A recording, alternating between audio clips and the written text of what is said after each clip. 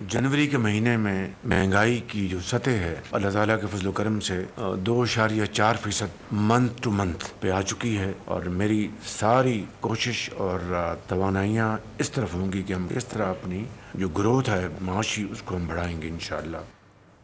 महंगाई का 9 साल की कम तरीन सतह पर रिकॉर्ड होना खुशाइंद है। पाकिस्तान मुआशी इस्तेकाम के बाद अब मुआशी तरक्की की राह पर गामजन है। जनवरी में महंगाई की शरह मजीद कम होकर 2.4% पर आ चुकी है।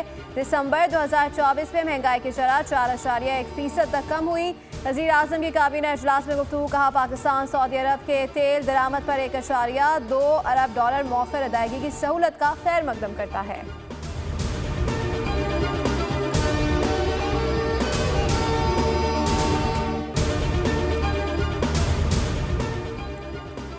सदर मुमलिकत आसिफ अली जरदारी दौरा चीन के लिए इस्लामाबाद से रवाना। नायब वज़ीर आज़म इसहाक डार, वज़ीर दाखिला मोहसिन नकवी, सेनेटर सलीम मांडवीवाला और डॉक्टर आसिम हुसैन भी सदर मुमलिकत के हमरा हैं। सदर मुमलिकत चीनी सदर शी जिनपिंग और स्टेट कौंसिल के प्रीमियर ली चियांग से मिलेंगे।